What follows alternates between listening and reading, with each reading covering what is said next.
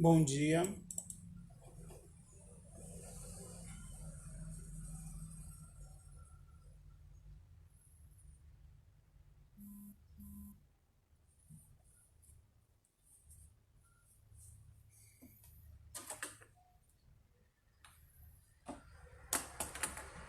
bom dia, paz do Senhor a todos. Olá, tudo bem? Bom dia. Quem tiver aí online, compartilha o link, por favor, no grupo da igreja. Sejam bem-vindos, estamos começando mais uma EBD.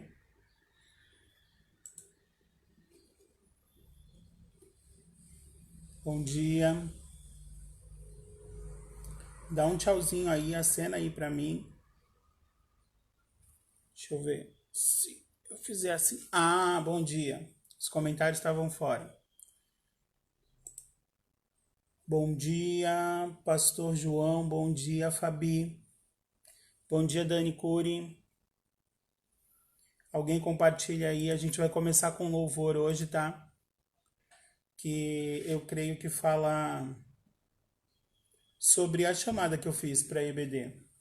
Eu aqui em casa, você aí na sua casa, mas Deus na casa de todos. Tá? Foi o que Deus colocou no meu coração hoje. Deixa eu só colocar aqui.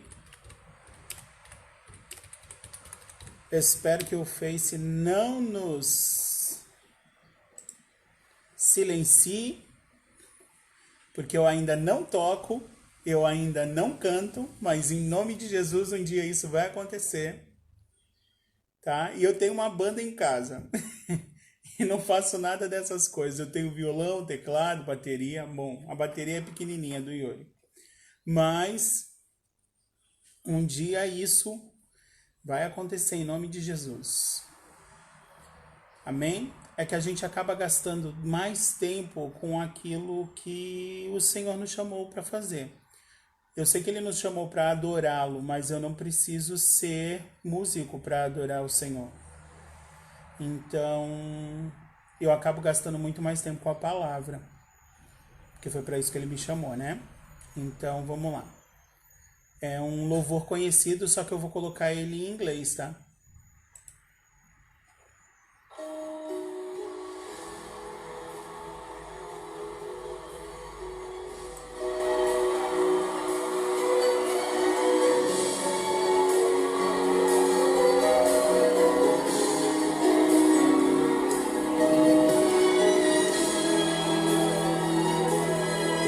Vai convidando aí as pessoas enquanto isso, vai chamando seus amigos, vai chamando quem você viu que ainda não entrou.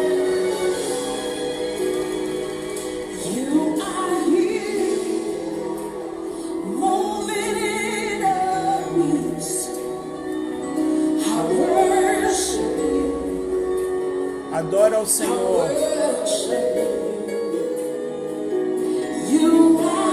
Ele está aqui, Ele está aí.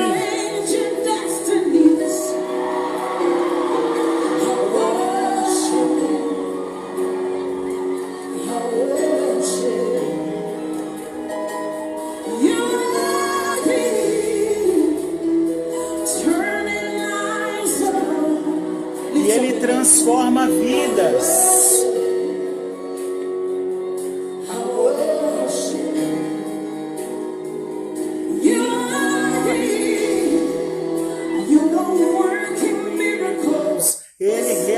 Milagres, Ele ainda realiza milagres. Creia nesse Deus que realiza milagres.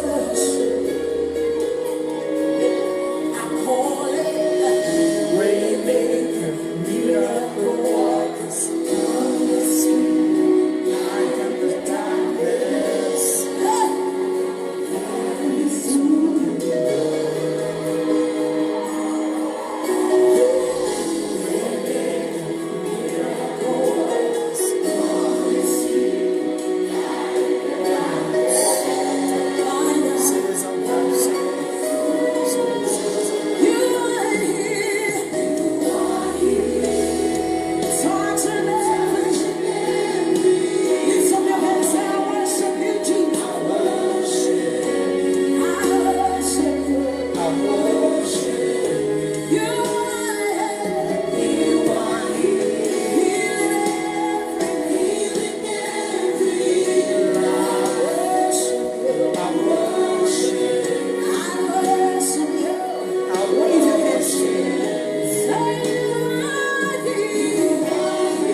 Ele está aqui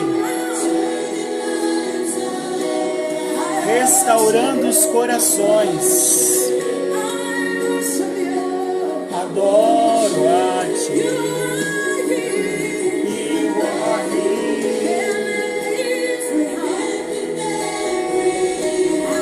Transformando os corações.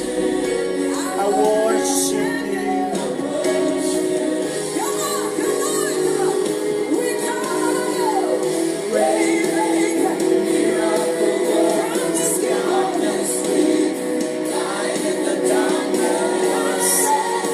Ele é luz na escuridão, Ele é luz na escuridão.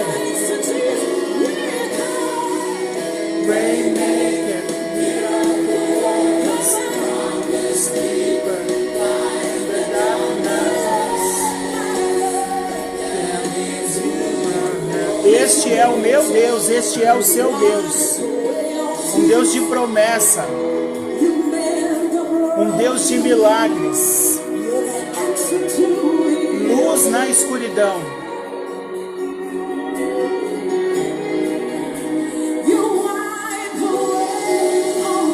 Ele enxuga todas as lágrimas. Ele restaura os corações. Ele é a resposta para tudo. Ele é a resposta para tudo. Jesus é o nome dele. Jesus. Waymaker, miracle worker, guidance, light in the darkness. Brings you around. Waymaker, miracle worker, guidance, light in the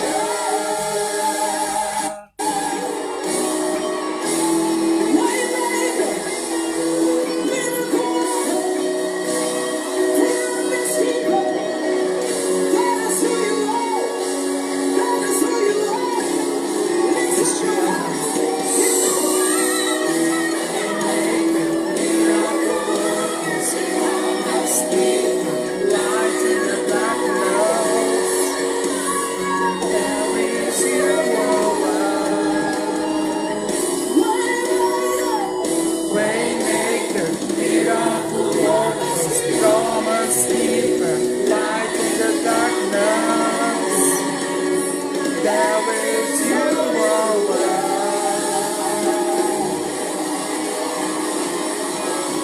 Glória a Deus. Aleluia. Has He said anything to you? He's always on time. He's a way maker. He's never late. It doesn't matter how long it takes. He always comes on time. Glória a Deus. Aleluia, Senhor. Lift up your hands. Let's sing Precisamos this again. adorar. Just that. Come on, Waymaker. Waymaker, miracle workers, promise keeper, light in the darkness.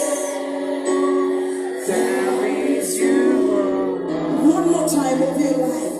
God is a Waymaker, miracle workers, promise keeper, light in the darkness. There is you, oh, no one knows glória a Deus.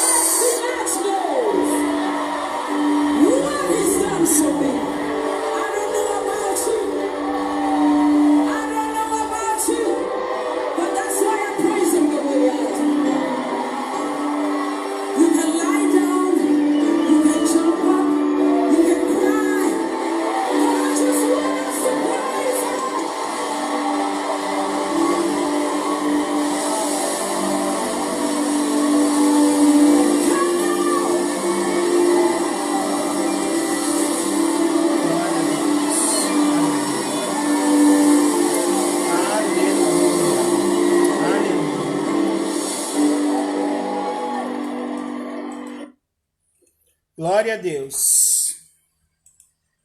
Aleluia. Eu espero que todos tenham curtido aí. Eu coloquei uma luz aqui, mas eu acho que eu vou tirar, porque essa luz está fazendo eu suar. Melhorou? É que fica escuro. E aí, alguém me dá um ok, com luz ou sem luz, por favor? Porque a luz está fazendo eu derreter. Mas, vamos lá. Não sei se você conhece esse louvor, você deve conhecê-lo na versão em português, pelo menos a maioria deve conhecer, que é Caminho no Deserto, né? E ele diz, Waymaker, Promise Keeper, meu Deus é um Deus de milagre, é um Deus que faz milagres. Ele é luz na escuridão, é um Deus de promessas. E assim, eu não sei da onde ele te resgatou, eu não sei o que ele fez com você, mas ele tem transformado corações. Ele ainda tem feito milagre. O primeiro milagre que Jesus realizou foi a transformação de água em vinho. E muita gente não entende o motivo daquele milagre, mas naquele milagre ele estava dizendo, eu sou um Deus que transforma. Eu sou um Deus que consegue transformar tudo aquilo que eu criei. Ele criou a água, e para a gente a água não deixa de ser água, a não ser que a gente misture ela com outras coisas. Mas ele não precisa misturar com nada, apenas o seu toque, a sua fala é capaz de transformar. Ele está dizendo ali, olha, eu vim para transformar, e eu vou transformar até que eu venha, até que eu volte para buscar a minha igreja. Eu vou estar realizando milagres, eu vou estar realizando promessas, eu vou estar transformando corações. E o meu Deus, o teu Deus, é um Deus que transforma corações. Eu sei que ele transformou o meu, eu sei que ele ainda tem transformado o meu. Que esse trabalho que ele começou, essa boa obra na minha vida, ainda não acabou. E eu sei que ele também vai transformar a sua vida. Eu sei que ele também tem transformado o seu coração. Amém? Então, que o Senhor possa... Eu não estou vendo os comentários, tá? Não sei o que aconteceu aqui, parou ali. Espero que todos estejam me vendo, tá? Iori, dá um ok aí, que eu sei que o Iori está me assistindo. Se todos estiverem vendo e ouvindo, tá bom? Convide aí as pessoas, convide os seus amigos, para que possam participar desse momento de transformação. Vamos orar.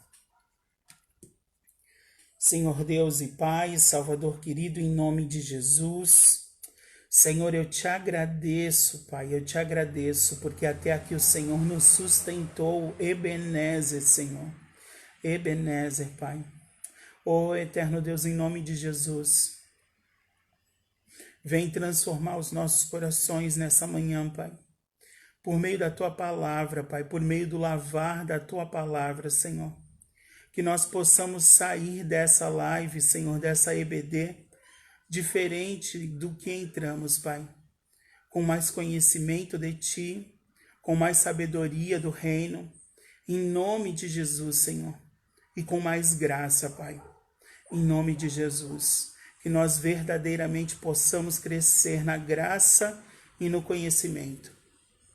Em nome de Jesus. Amém. Glória a Deus. Eu vou colocar aqui no Face aqui, porque aí eu acompanho aqui, fico sabendo se vocês realmente estão vendo, e aí eu consigo ver os comentários também, tá? Enquanto isso, quem está aí com a revista, abre a sua revista, na lição 8, edificado sobre o fundamento dos apóstolos e dos profetas, tá? Quem não tem a revista e também não pegou o link lá,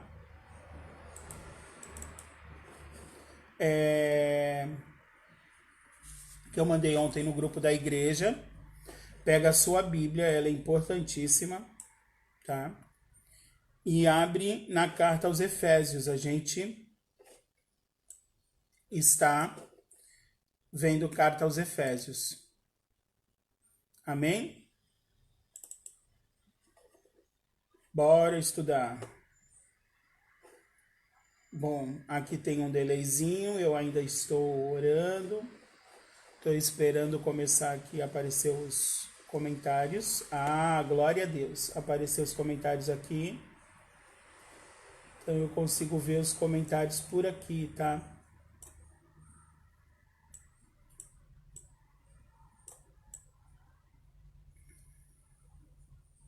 Olha, tem gente até que dançou e eu não vi isso no meu celular.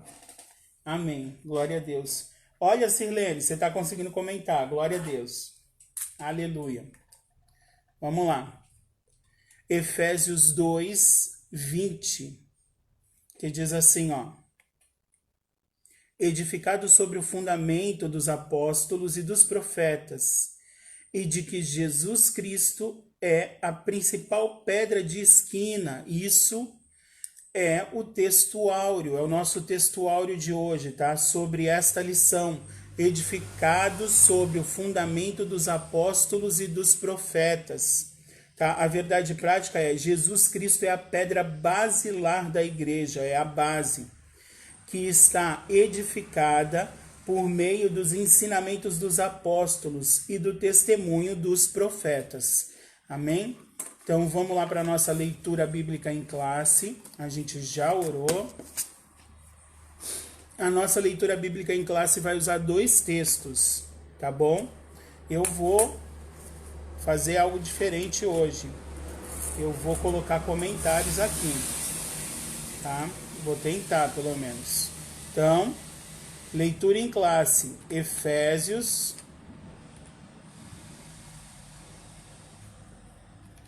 Efésios 2,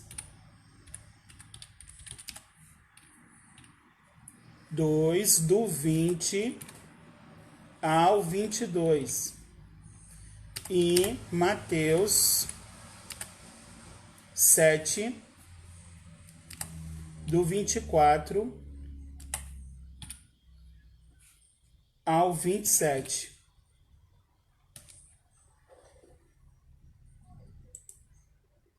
Tá? Então, quem não tá com a Bíblia aí, anota e leia depois. Eu vou ler com vocês agora.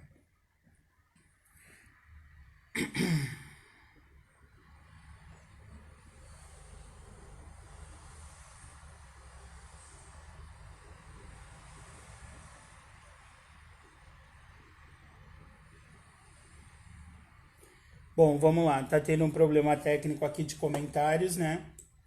Para mim também não estava aparecendo, mas aí no computador está aparecendo, tá? No celular eu não estou conseguindo ver.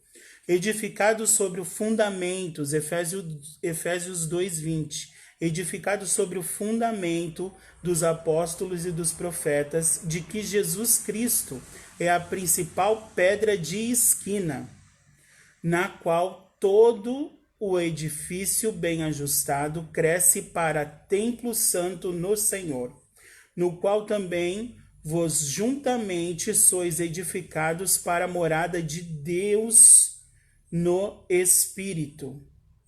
Todo aquele, pois, que escuta as minhas palavras e as pratica, assemelhá-lo-ei ao... Esse é Mateus 7, tá? Mateus 7, 24. Todo aquele, pois, que escuta essas minhas palavras e as pratica, assemelhá-lo-ei ao homem prudente que edificou a sua casa sobre a rocha. E desceu a chuva, e correram rios, e assopraram ventos, e combateram aquela casa, e não caiu, porque estava edificada sobre a rocha. E aquele que ouve estas minhas palavras e as não cumpre, compará-lo-ei ao homem insensato que edificou a sua casa sobre areia, e desceu a chuva, e correram rios, e assopraram ventos, e combateram contra a casa, e ela caiu, e foi grande a sua queda. Amém? Então, esse é o nosso texto base. Nós precisamos estar edificados em Cristo. Edificados em Cristo. Ele é a pedra de esquina. Tá? Ele é a pedra angular. Algumas versões vão falar pedra angular. Essa versão aqui da revista diz pedra de esquina. Eu gosto muito da pedra angular, da versão que diz pedra angular. Tem um motivo, eu vou explicar mais para frente, tá? Mas a pedra de esquina também tem um significado todo especial, tá? E eu vou explicar os dois significados, tá bom? Então, algumas versões vão levar a tradução para pedra de esquina, outras vão levar a tradução para pedra angular.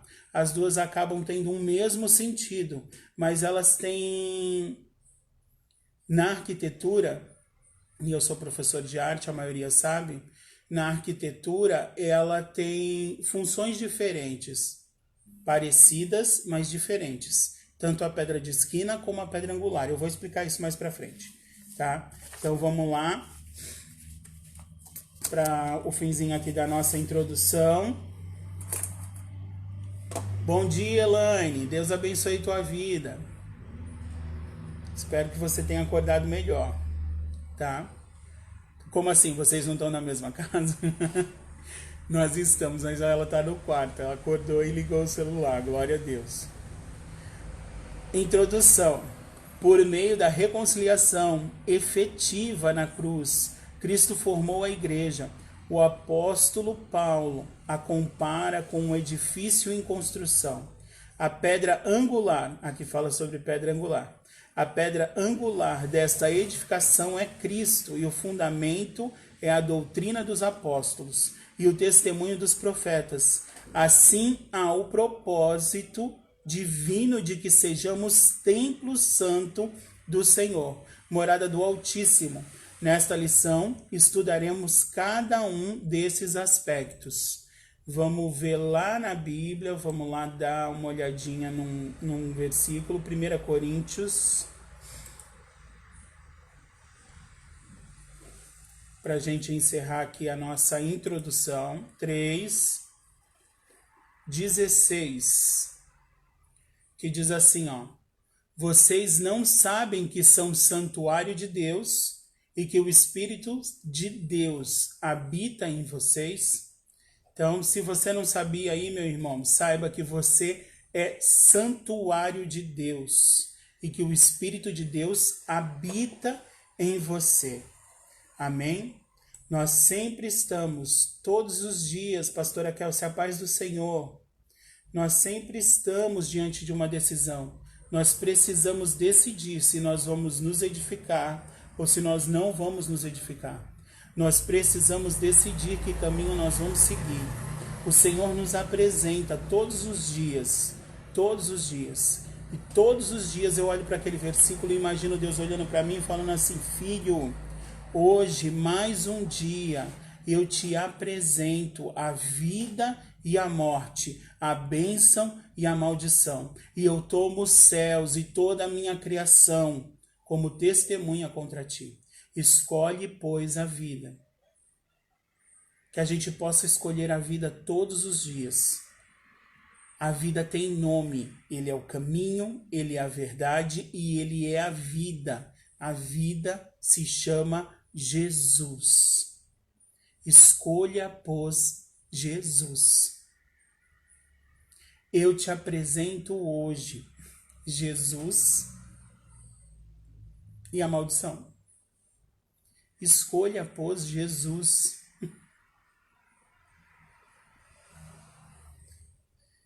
Escolha, pois, a vida. Amém? E aí aqui a gente encerra a nossa introdução e vamos para o nosso primeiro tópico aí. Um edifício espiritual.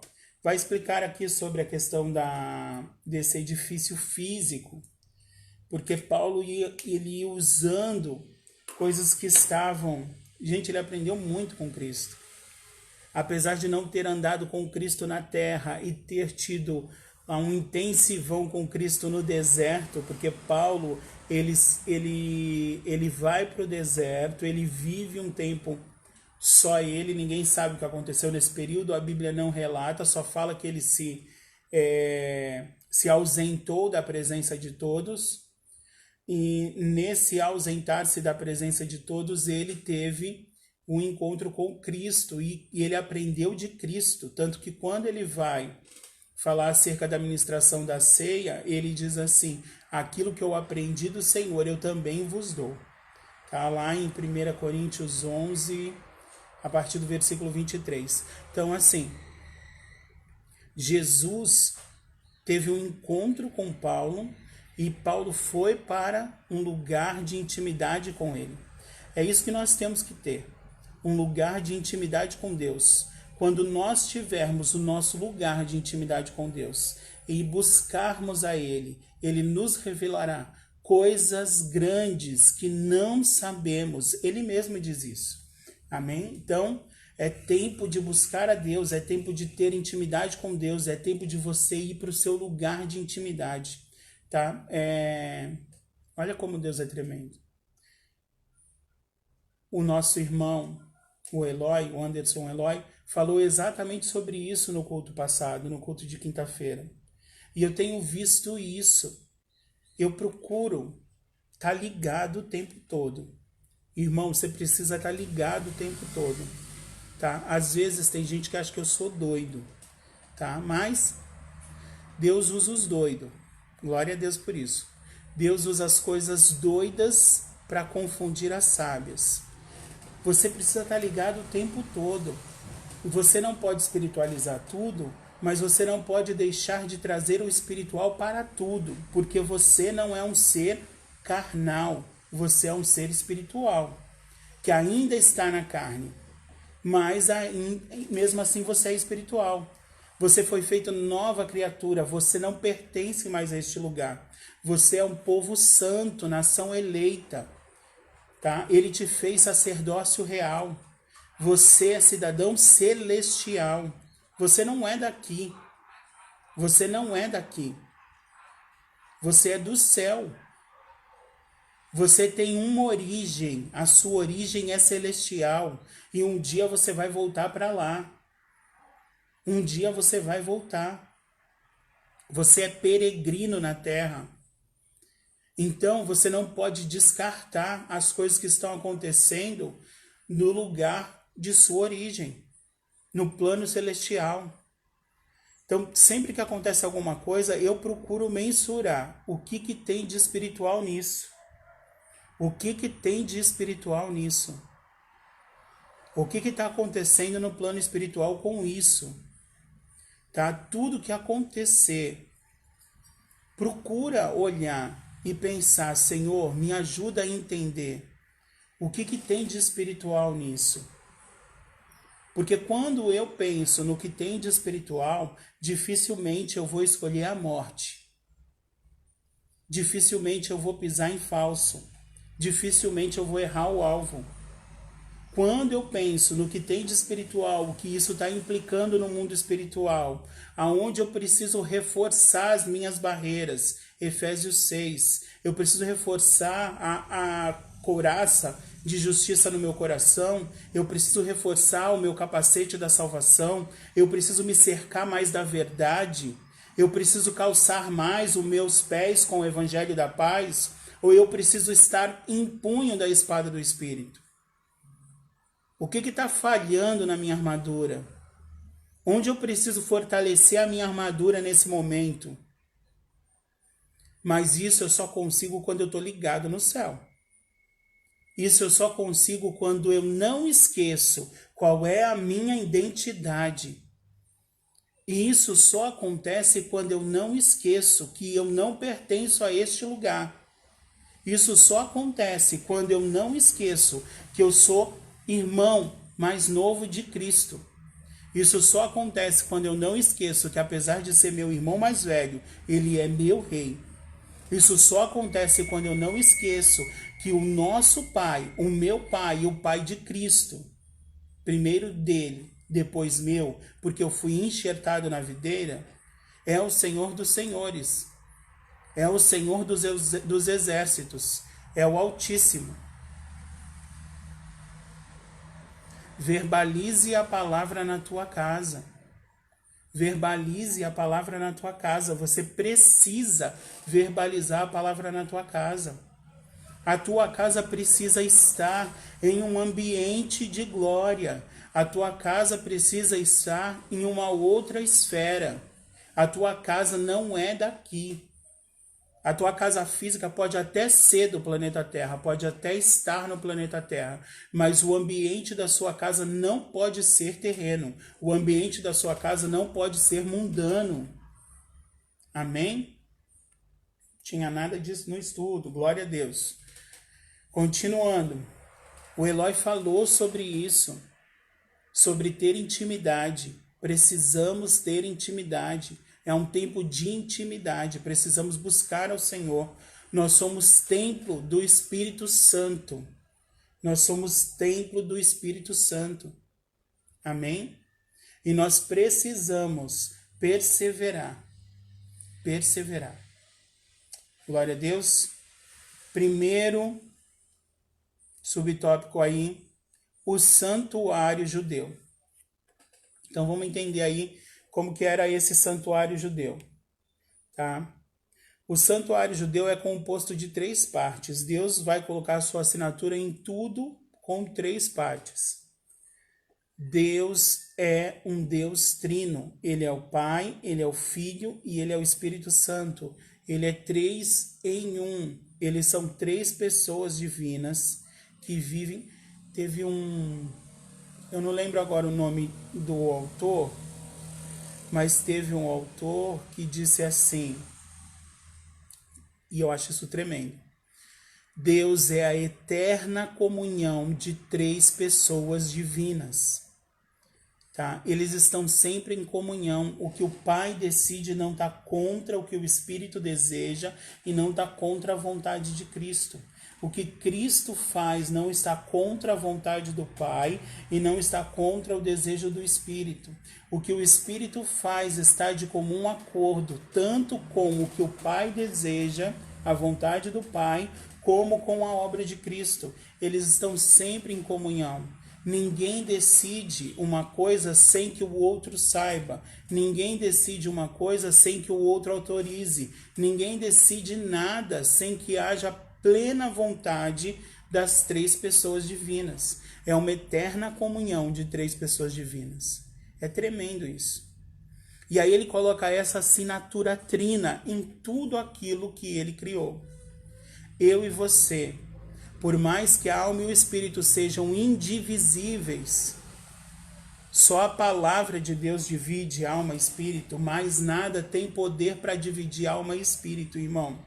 Então, assim, a sua alma ela está vinculada ao seu espírito, a minha alma está vinculada ao meu espírito, tá? Nós somos trinos, sim, nós somos 3 também. Nós somos corpo, alma e espírito. Só que essa alma e esse espírito, eles estão tão ligados que eles são indivisíveis, não dá para separar. Só quem separa é a palavra de Deus. A palavra de Deus, a Bíblia diz assim, que a palavra de Deus é boa para o ensino, capaz de adentrar entre medula, juntas e chegar até a divisão entre alma e espírito. Só ela chega. Você não consegue dividir. Tá? Então a sua alma ela está totalmente ligada ao seu espírito, o seu espírito está totalmente ligado à sua alma. Tudo aquilo que você sente, a alma é a sede das emoções, influenciam o seu espírito. Tudo aquilo que o seu espírito faz, tudo aquilo que o seu espírito se alimenta, influencia diretamente a sede das suas emoções. Eles estão ligados. Por isso que não dá para eu sentir ódio e andar no espírito. Por isso que quando eu ando no espírito e o meu espírito está sendo alimentado, eu sinto amor. É tremendo isso. Deus não permite que eu separe a minha alma do meu espírito. Só a palavra dele é capaz de fazer isso. Porque se eu fosse capaz de separar a minha alma do meu espírito e viver fora de comunhão entre essas 3 partes, corpo, alma e espírito, eu conseguiria sentir ódio por alguém e ainda assim andar no espírito. Tá dando para entender? Bom dia, pastor.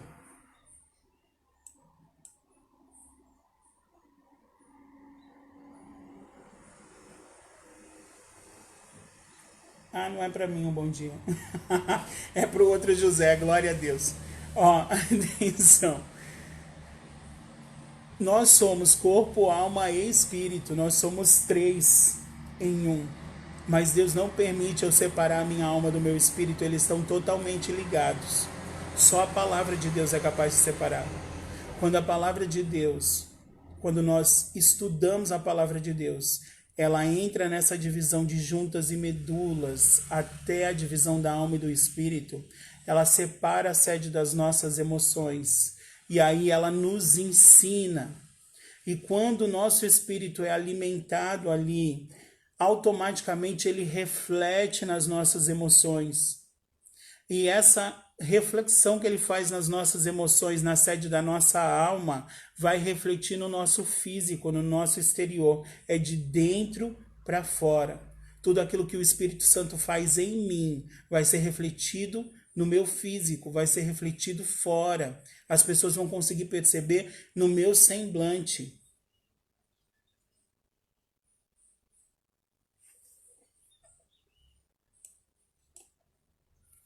Amém? Então, olha só, continuando. Vamos voltar aí para o santuário judeu. Eu estava falando que Deus coloca a sua marca, né? A sua marca trina em tudo aquilo, é como se fosse uma assinatura em tudo aquilo que ele faz. Aí a ciência vai falar sobre a água, a vida veio da água. A água tem 3 estados: sólido, líquido e gasoso. Aí tem alguns cientistas que vão falar assim, a vida, tudo que existe no planeta é feito de átomos. Átomos são feitos de prótons, nêutrons e elétrons. Então, assim, Deus vai colocando a sua assinatura. É trino. Eu sou trino, então tudo que eu crio leva a essa assinatura. O tempo, que às vezes a gente fala, o tempo de Deus é Kairos, o tempo do homem é Cronos. Mas o tempo Cronos do homem, quem criou foi Deus. E o tempo Cronos do homem também é trino, passado, presente e futuro. Então, assim, Deus é tremendo. Por mais que você queira tirar ele da jogada, por mais que a ciência queira tirar ele da situação, a assinatura dele ainda está ali. A assinatura dele permanece ali.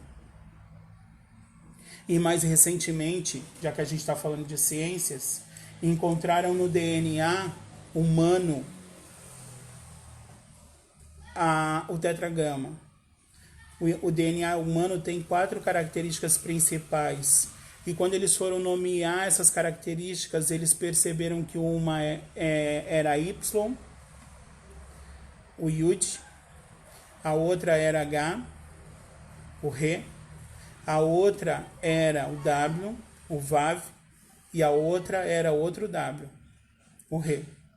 Yud, Re, Vav, Re, o nome de Deus. O tetragrama, que é o nome de Deus, está assinado em mim e em você, na nossa cadeia de DNA.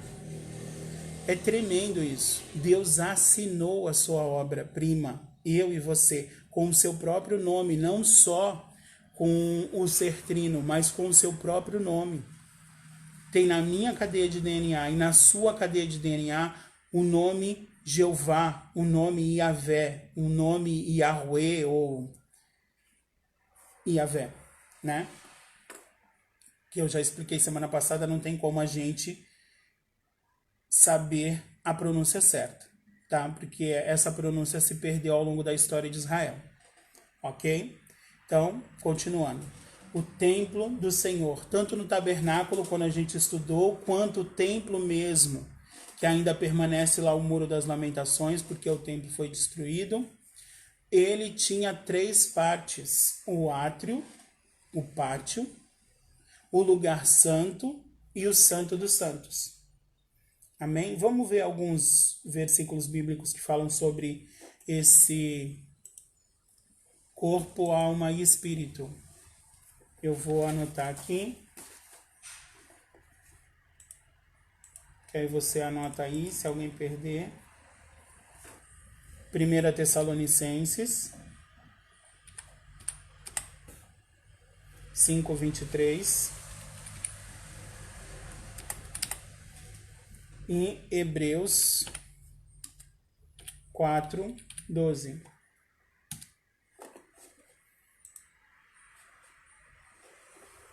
Minha Bíblia tá pensando... Minha Bíblia pensa, gente. Tá pensando aqui. 1 Tessalonicenses 4.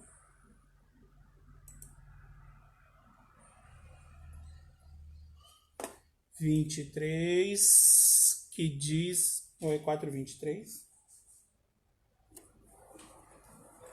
5, perdão.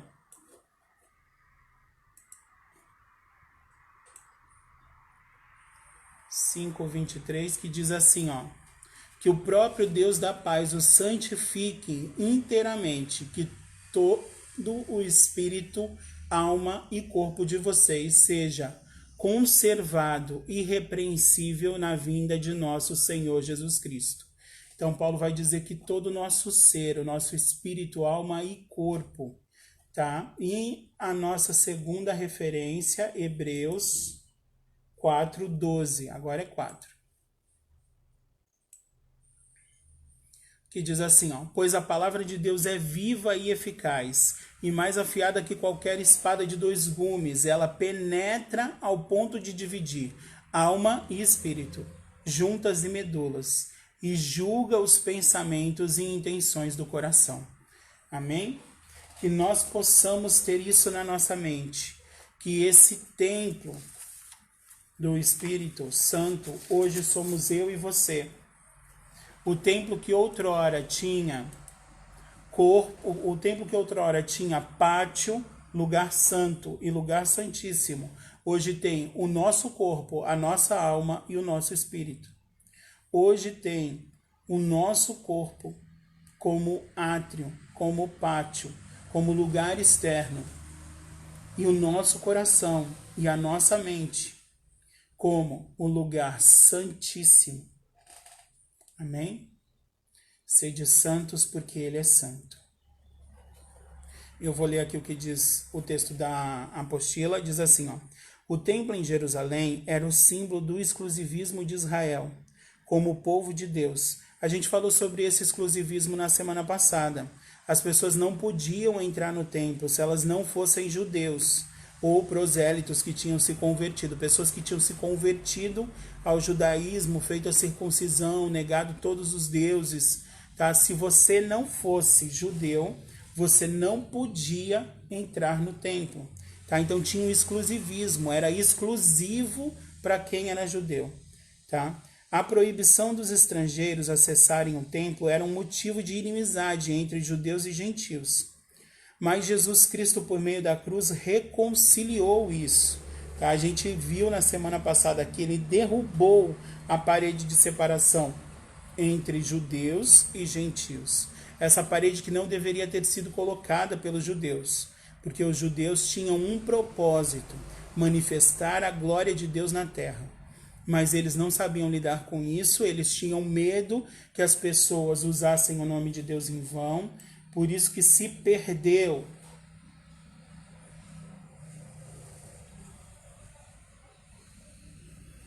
Exatamente, João.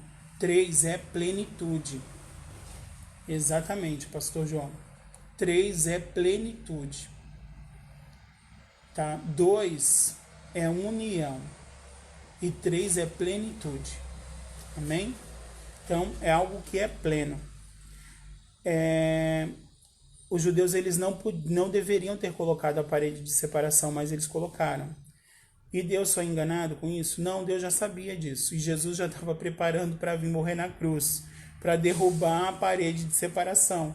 Porque o nosso Deus não é pego de surpresa. Estava tudo dentro do plano da salvação, tá? A cruz não foi um acidente. Tudo bem? Cristo aboliu as leis cerimoniais com essa atitude de derrubar a parede de separação, porque tem coisas que os gentios não precisam fazer, tá? Não é que ele aboliu a lei, ele aboliu as leis cerimoniais, as cerimônias que os judeus faziam, a igreja não precisa fazer. É isso que está dizendo aqui, tá? Não vai pensar, não preciso mais cumprir os mandamentos. Não, você precisa cumprir sim os mandamentos, tá bom? Desfez a inimizade entre eles e formou uma nova humanidade. E esse novo povo tem um nome, igreja, tá? Assim, o templo judaico perde sua relevância e um novo conceito de santuário é apresentado. Que conceito é esse? Eu e você, aqueles que reconhecem Jesus como Senhor e Salvador da sua vida, se tornam uma nova criatura e Deus vem habitar em nós. Nós nos tornamos o templo. Amém? E é o que vai falar aqui o segundo subtópico. O santuário cristão. Os que pertencem a Cristo são comparados a um edifício onde Deus habita em espírito. O ensino apostólico lembra Salomão quando este reconheceu que o templo em Jerusalém não poderia conter a Deus. 1 Reis 8, 27, isso está lá, tá? E reafirma a instrução de Estevão que diz assim: o Altíssimo não habita em templos feitos por mãos de homens.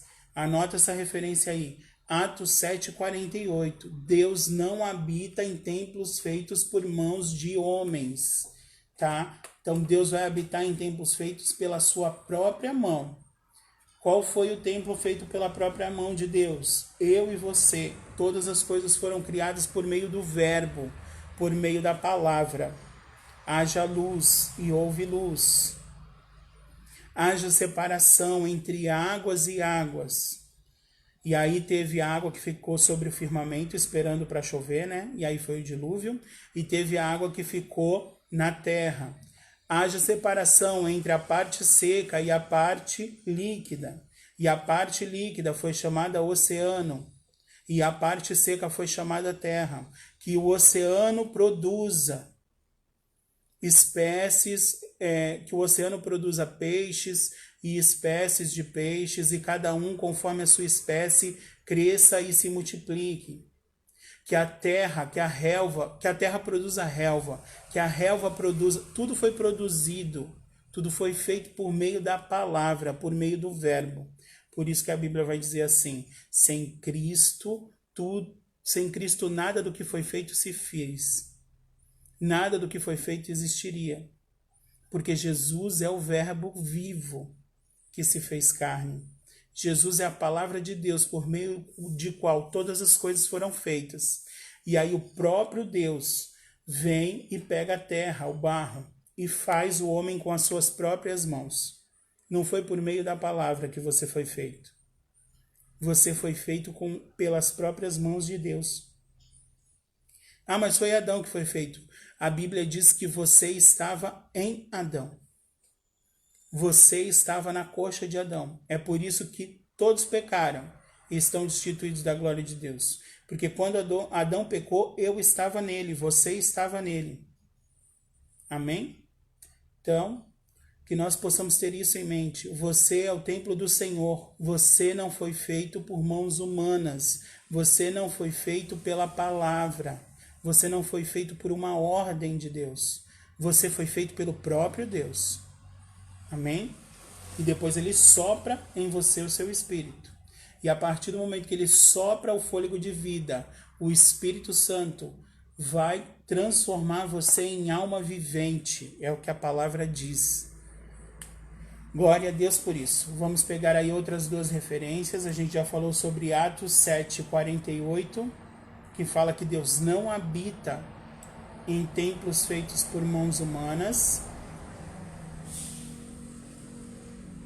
Vamos pegar agora 1 Coríntios 3:16. Verdade, não questione a Deus, só adore. 1 Coríntios 3:16 diz assim: vocês não sabem que são santuário de Deus e que o Espírito de Deus habita em vocês? E o 1 Coríntios 6:19, que diz assim, Acaso não sabem que o corpo de vocês é santuário do Espírito Santo, que habita em vocês, que lhes foi dado por Deus e que vocês não são de si mesmos? Irmão, aqueles dias de revolta que você pega e fala assim, eu vou fazer porque eu posso, porque eu quero, porque eu escolhi fazer. Você não sabe que você não é de você mesmo? Se você não sabia que você não é de você mesmo, então você está sabendo agora. Você não é de você mesmo. Amém? Você pertence a Deus. Você tem um dono. A partir do momento que você disse, Senhor, eu quero que você venha governar a minha vida, eu te reconheço como meu único e suficiente Salvador. Você estava dizendo, eu não quero mais pertencer à minha carne. Eu quero pertencer a ti, Senhor. Amém? Glória a Deus. Vamos lá. Continuando, terceiro, eu vou pegar um papel aqui para desenhar. Terceiro subtópico, a pedra angular. Na arquitetura antiga, a construção de um edifício requeria uma pedra angular. Ela é traduzida como a pedra mais importante, ou a pedra principal. Ela era posta no canto do prédio para sustentar o alicerce, firmar e unir toda a estrutura e manter as paredes em linha certa ou linha reta, para que se tenha uma ideia dessa dimensão. Em uma escavação no local do Templo de Jerusalém, foi encontrado um monolito. Monolito é uma pedra única, sem divisão, tá? Com cerca de 12 metros de comprimento. Então, é muito grande, né? Você cortar uma pedra com 12 metros, uma pedra única. Então, a pastora Kelsey e o pastor João, que já foram a Israel, tem a Dani aí também, que já foi a Israel, e eu creio que tem mais gente aí que já foi a Israel, vai entender, talvez entenda, visualize um pouco melhor o que está sendo falado aqui, o que foi lido. Então, para que todo mundo visualize, eu vou desenhar, tá? Quando a tradução diz assim, ó, pedra de esquina, é mais ou menos, e aí o formato é bem peculiar, porque para ela manter a parede reta nos dois sentidos, ela é feita num formato de cruz. Sugestivo, né? Que o nosso Deus é assim, ele não deixa nada passar desapercebido.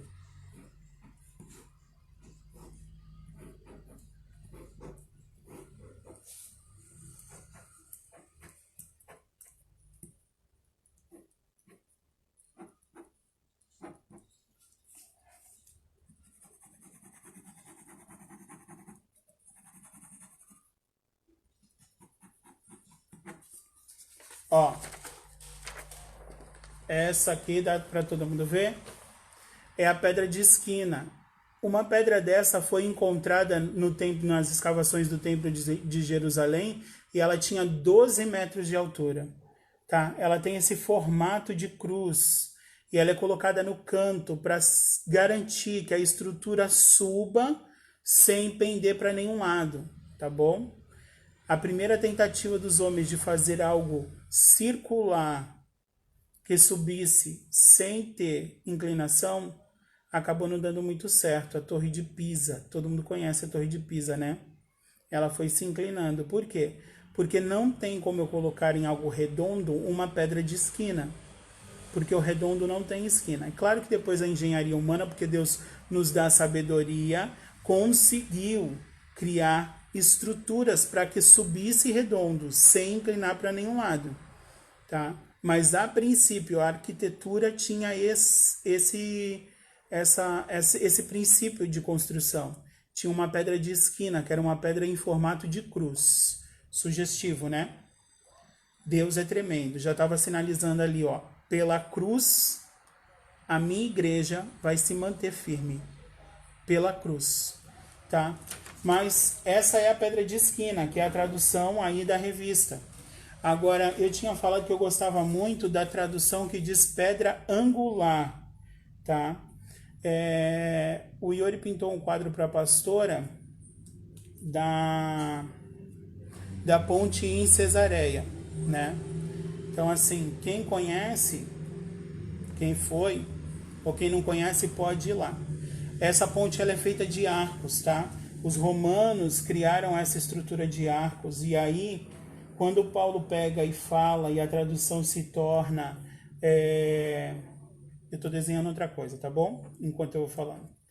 E a tradução se torna tanto para um povo como para outro, ela vai falar em alguns textos sobre pedra angular, não sobre pedra de esquina, tá? Pedra de esquina era uma estrutura mesopotâmica. A pedra angular era uma estrutura romana, tá? Porque os romanos inventaram um arco. E aí a pedra angular era essa aqui, ó. Então, as pontes são assim em arco, né? E aí tem essa pedra angular aqui, ó.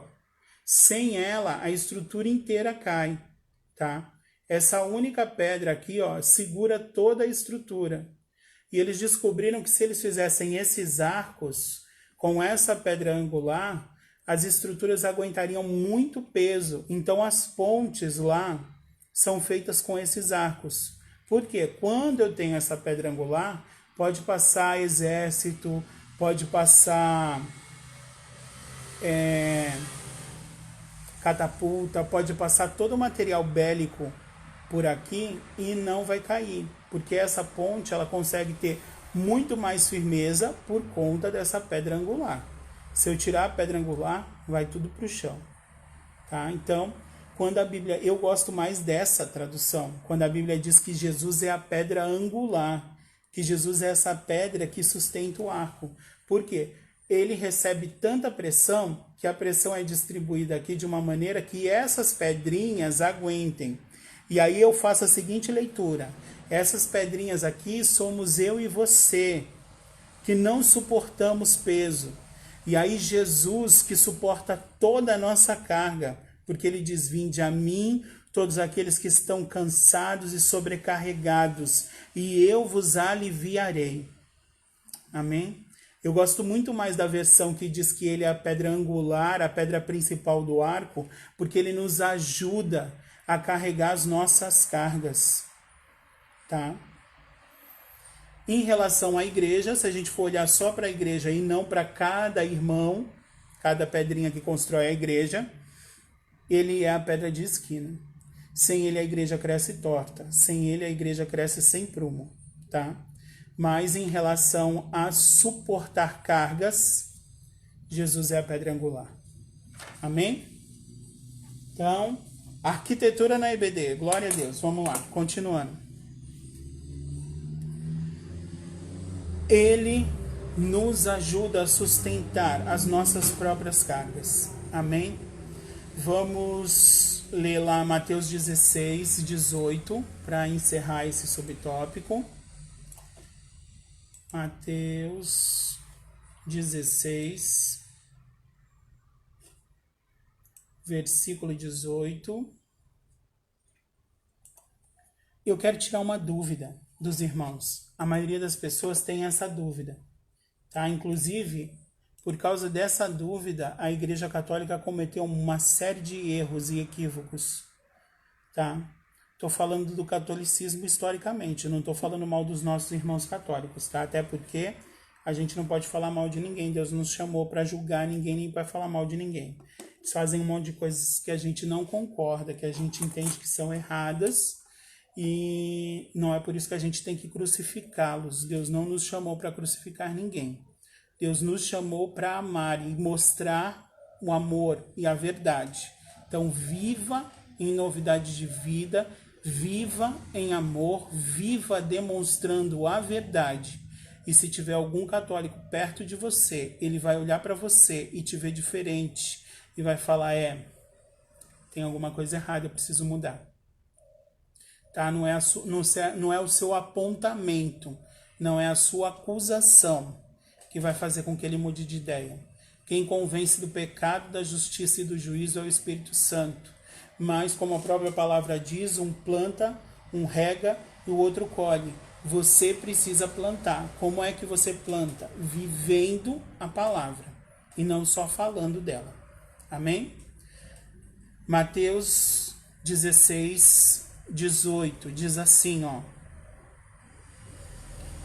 E eu lhe digo que você é Pedro, e sobre esta pedra edificarei a minha igreja, e as portas do inferno não poderão vencê-la. Amém? Agora, isso aqui foi um equívoco. As pessoas acharam, interpretaram errado isso e entenderam que Pedro era a pedra sobre qual a igreja seria edificada. E aí, anos depois, surge a ideia de Papa, tá? Alguém sobre quem a igreja é edificada. E aí vão falar que Pedro foi o primeiro Papa. Mas em nenhum momento Pedro se intitulou como Papa. Em nenhum momento Pedro se intitulou como a pedra a qual a igreja é edificada. Porque Pedro sabia quem ele era. Pedro sabia da sua condição. Vamos lá em Atos, para ver que Pedro sabia. Se você tem alguma dúvida de que Pedro não é a pedra sobre qual a igreja foi edificada, vai lá em Atos 4, versículo 11. O médico Lucas vai expor as palavras do próprio Pedro, tá? Vamos começar a ler lá no 8, para ter certeza. Então Pedro, cheio do Espírito Santo, disse-lhes: autoridades e líderes do povo, visto que hoje somos chamados para prestar contas de um ato de bondade em favor de um aleijado, sendo interrogados acerca de como ele foi curado, saibam os senhores e todo o povo de Israel que por meio do nome de Jesus Cristo, o Nazareno, a quem os senhores crucificaram, mas a quem Deus ressuscitou dos mortos, este homem está aí curado diante dos senhores. Aí no versículo 11 ele diz quem é a pedra.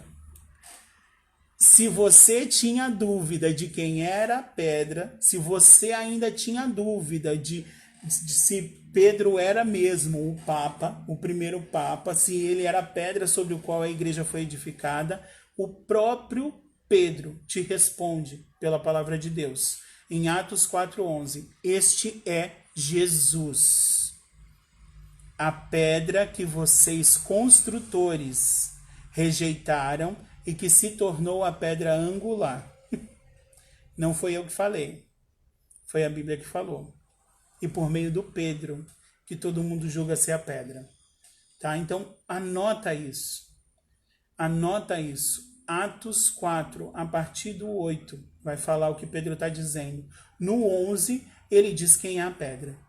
No 11, ele diz quem é a pedra angular, a pedra principal, a pedra que sustenta toda a igreja. E ele mesmo diz que é o próprio Jesus. Então, quando alguém vier falar para você que Pedro é a pedra, você diz Atos 4:11. O próprio Pedro diz que ele não é a pedra. Amém? Esses são versículos que a gente tem que ter gravado na nossa mente, irmão. Porque o mundo quer nos questionar. E nós precisamos estar preparados para estes questionamentos. Vamos para o nosso tópico aí, subtópico 4, Cristo, a pedra principal. A identificação de Cristo como a pedra angular remonta à profecia messiânica, em que a pedra rejeitada tornou-se cabeça de esquina, ou pedra de esquina. Isso está lá em Salmo 118, 22, um salmo messiânico, tá? Ele mesmo afirmou-se a cabeça de esquina, em Marcos 12, 10. Assim como também os apóstolos testificaram ser Cristo a pedra principal, como a gente acabou de ver. Pedro testificando em Atos 4:11. Mas Pedro também vai testificar isso lá em 1 Pedro, na sua carta. tá? Na epístola de Pedro. Então vamos lá dar uma olhadinha. 1 Pedro 2, 7, que diz assim: portanto, para vocês, os que creem, esta pedra é preciosa, mas para os que não creem, a pedra que os construtores rejeitaram tornou-se a pedra angular. Tá? Quem são esses construtores que rejeitaram a pedra? São os judeus. Por que eles são considerados construtores que rejeitaram a pedra? Porque eles eram os seus. E a Bíblia vai dizer, ele veio para os seus, mas os seus os rejeitaram. Amém? Então, a princípio, Jesus veio para os judeus. Tanto que aquela mulher vem correndo atrás dele, pedindo para ser curada, para que a filha seja liberta, a filha seja liberta, a filha seja liberta. E aí, Jesus para e diz, mulher, eu vim para os da casa, não para os cachorrinhos. E aí ela demonstra aquela fé gigantesca quando ela diz, mas até os cachorrinhos comem das migalhas que caem da mesa dos seus donos. E aí Jesus diz para ela, vai, a sua filha está liberta. E ela não pensa duas vezes, para você ver o tamanho da fé dessa mulher. Tá? Quando ela diz aquilo, ela não está dizendo aquilo para quebrar as pernas de Jesus. Porque às vezes a gente tem isso na nossa mente, né? Ah, eu vou quebrar as pernas de Deus. Você não quebra as pernas de Deus, meu irmão. Ah, eu vou falar uma coisa que vai fazer com que ele se volte e faça aquilo que eu estou querendo, aquilo que eu estou pedindo. Não, ele não vai se voltar e fazer aquilo que você está querendo, aquilo que você está pedindo, só porque você pensou nisso de antemão, que dessa forma você ia manipular a vontade de Deus. Não, ninguém manipula a vontade de Deus, porque Deus não vê como o homem vê. Ele sonda o teu coração e vê a intenção do teu coração.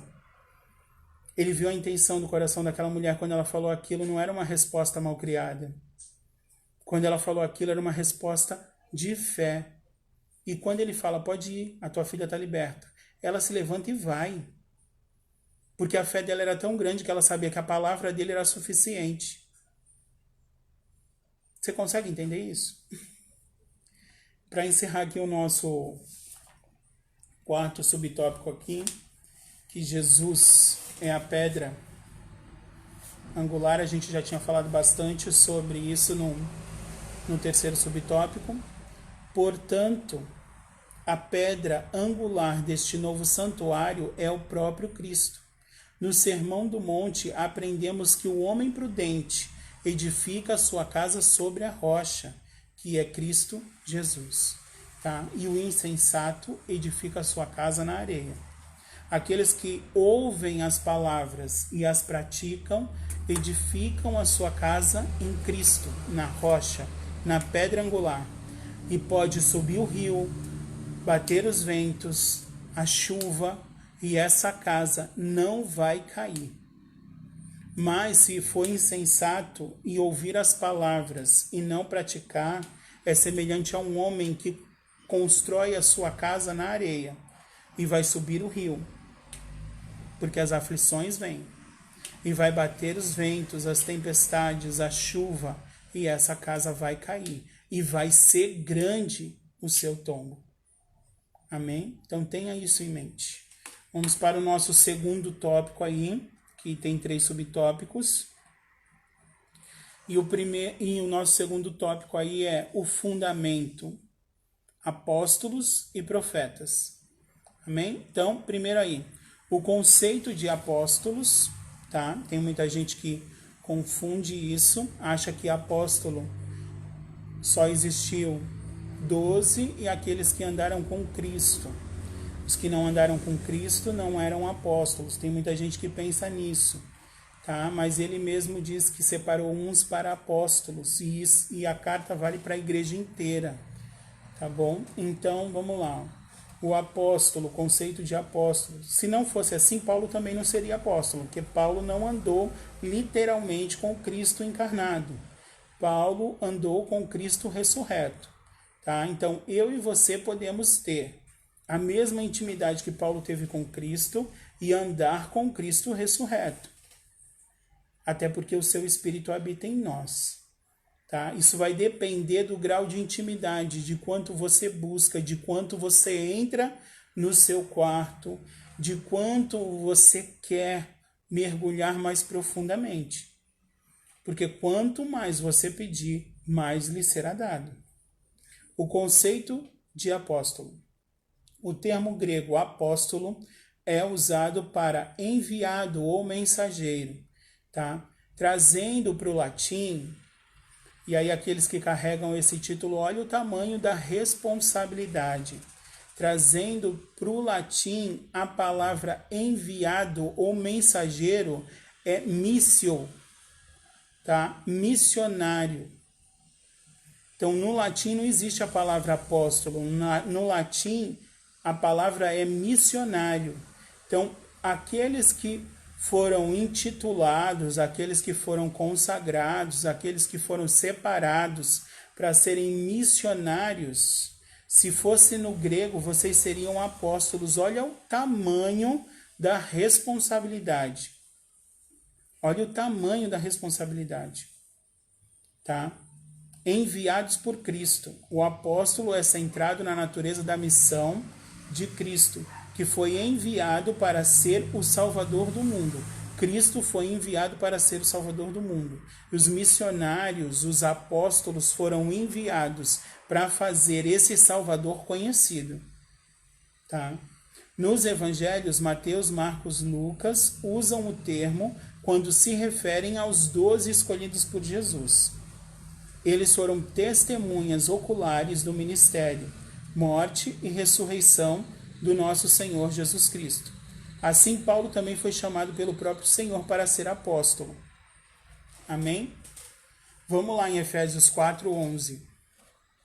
A gente tinha saído do Pedro, agora vamos lá para Efésios.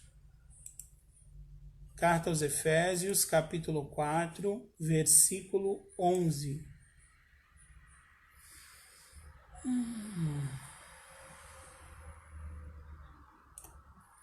Ele designou alguns para apóstolos, outros para profetas, outros para evangelistas e outros para pastores e mestres. Tá? Então, olha só. A gente pode usar a nossa mão, tá? Vamos lá, para gravar, ó, apóstolo. Por que apóstolo é esse dedo? A gente usa esse dedo para representar o apóstolo. Porque ele consegue alcançar todos os ministérios, tá? É o apóstolo quem estabelece uma ligação com o profeta, uma ligação com o evangelista, uma ligação com os pastores, uma ligação com os mestres, tá? Porque o corpo da igreja precisa do apóstolo e de todos esses ministérios, tá bom? Aí ele chamou outros para profetas, o dedo indicador. Por quê? O profeta é aquele que diz, assim diz o Senhor, tá? É aquele que aponta, a situação. Então, o profeta, ele não pode esquecer que ele está resguardado pelo apóstolo, quando ele aponta, o apóstolo é testemunha do que ele está falando e de que os outros 3 ministérios estão voltados para ele. Que tudo que ele falar aqui tem que se cumprir, porque esse povo está olhando para ele, tá? Está provando a profecia, está olhando os seus frutos, tá bom? Não esqueça disso. Não saia por aí dizendo, eis que vos digo, assim diz o Senhor. Se o Senhor não falou, não coloque palavras na boca de Deus. Amém? Porque quando você coloca palavras na boca de Deus, tem alguém maior que você olhando para você, olhando para o que você falou, e tem outros 3 grupos olhando para você, para os seus frutos. Amém? Atos 6. Vamos lá para Atos, capítulo 6, versículo 4. Deixa aberto aí. Ó. aos apóstolos foi confiado o ministério da palavra, com o compromisso de instruírem a igreja. Nesse aspecto, os apóstolos são aqueles que foram comissionados por Cristo para a igreja primitiva, e a mensagem de Cristo o fundamentou e o fundamento. A mensagem de Cristo e o fundamento. Continuando aqui nos nossos dedinhos, ó, a gente viu esses dois. O maior dedo aqui, o dedo médio, é o evangelista, porque ele alcança lugares mais distantes, tá? E ele consegue alcançar todos os outros ministérios também, tá bom? Então ele alcança lugares mais distantes, ele é responsável por ir e evangelizar. O dedo anelar aqui, ó, onde coloca o anel, é o pastor. Por quê? É o dedo da aliança. Primeiro é o dedo que está com a aliança com Deus, responsável por todos os outros, tá bom? E aí quando ele fala aqui, ele fala que separou uns para pastores e mestres. Esses dois estão ligados, porque todo pastor precisa ensinar, tá? E se o pastor não consegue, não faz parte do chamado dele, a maior chamada dele não é o ensino, tem o mestre ali para ajudar, tá? O mestre é o pequenininho. Primeiro, todo mestre, a gente falou isso há umas 2 semanas atrás, todo mestre tem que ser o menor. Ele não pode se achar, tá? Ele tem que ser o menor, ele tem que saber que tudo aquilo que ele sabe vem de Deus. Sem Deus ele não seria nada. E porque ele é o menor, ele trata os outros como superiores a ele. Ele faz exatamente aquilo que a palavra diz, porque ele não pode ensinar e não viver. Amém? E outra coisa, ele é o pequenininho por quê? Por exemplo, aquela coceirinha no ouvido, que você julga que tem alguma coisa dentro do seu ouvido e que você quer tirar aquilo do seu ouvido. Você vai conseguir fazer com o indicador? Você vai conseguir fazer com o médium? Você vai conseguir fazer com o polegar? Não. Você normalmente usa o dedinho. Porque inconscientemente a gente já sabe que o dedinho é pequenininho e que ele alcança lugares que ninguém alcança. Que ele alcança coisas que ninguém alcança, porque ele é pequeno, então ele entra em lugares que ninguém entra. Ele vai em profundidades que os outros dedos não vão. Tá? Então, assim, o dedinho aí, o mestre, ele vai lá no mais profundo. É por isso que ele é o mestre. Então, às vezes tem um versículo que você passou a sua vida inteira lendo e você não conseguiu compreender ainda. E de repente você vê uma pessoa que tem esse dom de mestre e ele começa a falar do versículo e começa a tirar coisas dali que você nunca tinha pensado em ouvir. Tá? Por quê? Porque ele é um pequenininho. Porque ele alcança lugares que nem todo mundo alcança. Amém? Que a gente possa compreender isso. A palavra ainda vai dizer que dos dons a gente tem que escolher os melhores. E aí a palavra diz assim, escolha o dom de profecia, peça o dom de profecia. É necessário que nós tenhamos profetas. Amém? É necessário. Tá? Vamos para o nosso segundo aí subtópico aqui do tópico 2, o fundamento dos apóstolos e dos profetas. A doutrina dos apóstolos é o segundo subtópico. Embora não se possa desassociar das pessoas o ofício que ocupavam, o que constitui o fundamento da igreja não são os apóstolos em si, mas a doutrina que eles ensinavam, ou seja, as escrituras, tá? Doutrina é ensino, tudo bem?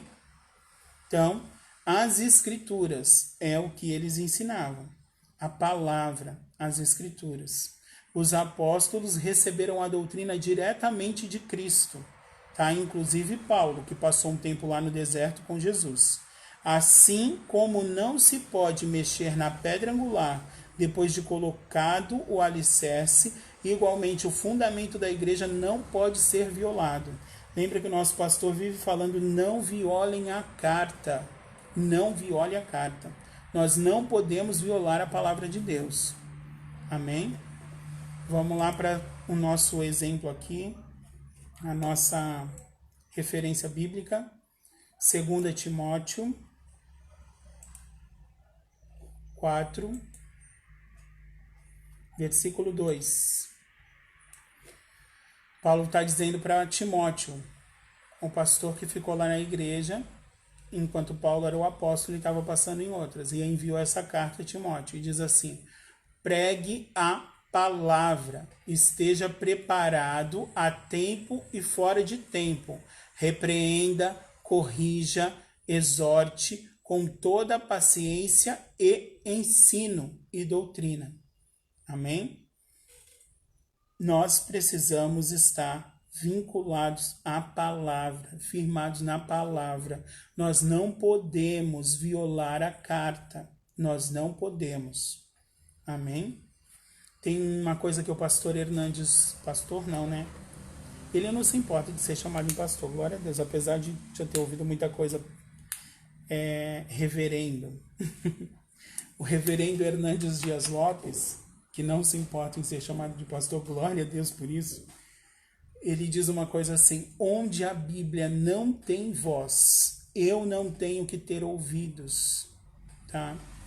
E aí naquelas discussões tipo, Jesus fez jejum só de água ou só de comida nos 40 dias no deserto, ele bebeu água, ele bebeu líquido, ele bebeu leite. Tem gente que entra em umas loucuras assim. A Bíblia só diz que ele jejuou 40 dias e que no fim ele teve fome. A Bíblia diz que ele teve fome, não teve sede. Então eu vou deduzir que enquanto ele estava lá 40 dias, ele bebeu água, bebeu leite, bebeu vinho, bebeu qualquer coisa. Não deduza nada. A Bíblia não tem voz, você não tem que ter ouvido. Jesus jejuou. Ponto. A praticidade do pastor João.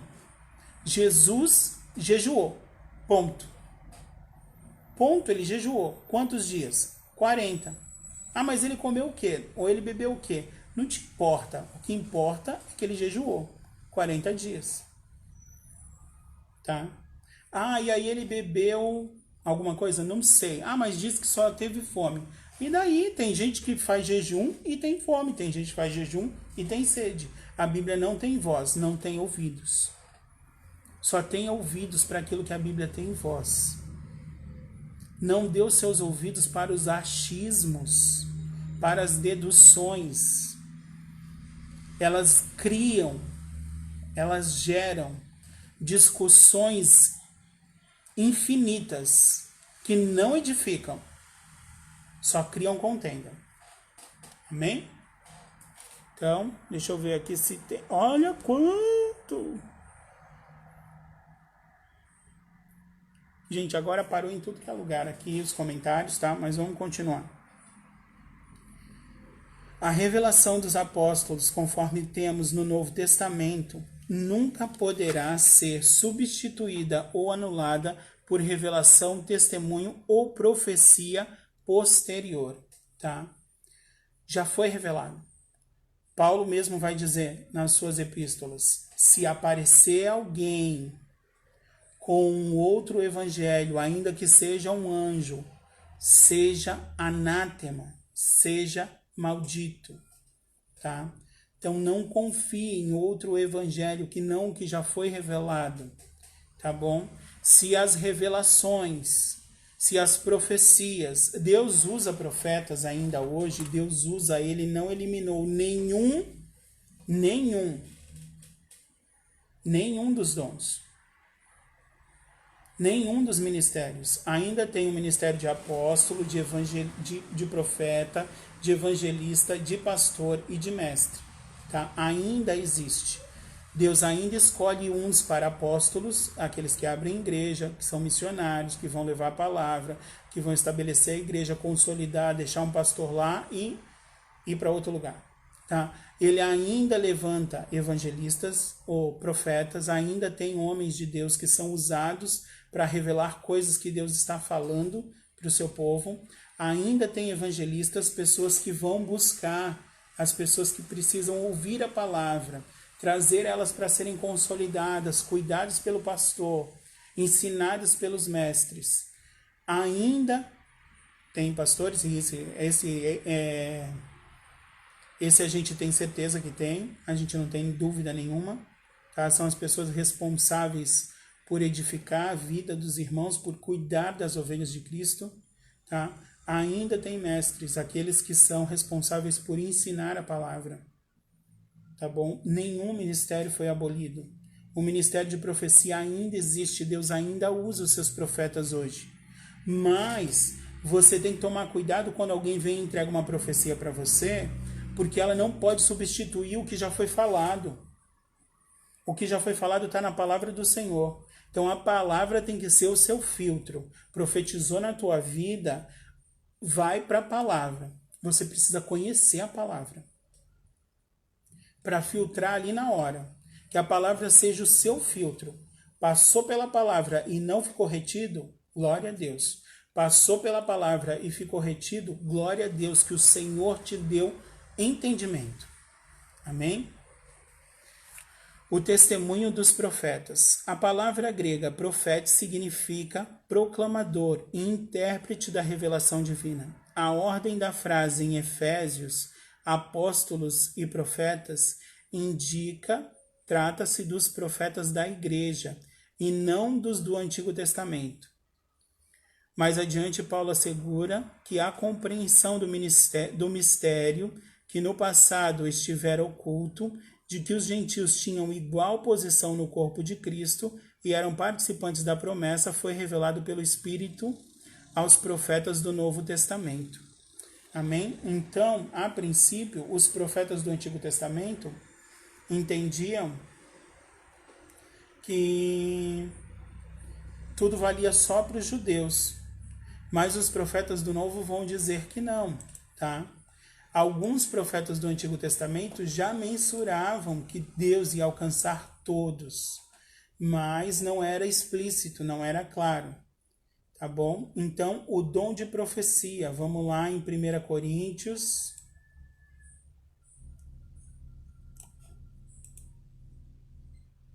14:1. Sigam o caminho do amor e busquem com dedicação os dons espirituais, principalmente o dom da profecia, tá? A palavra vai dizer que a gente precisa buscar os dons, que a gente precisa buscar os melhores dons. E aí, como Deus sempre dá uma colinha, né? Escolha, pois, a vida. Ele diz aqui a colinha, o que é principal.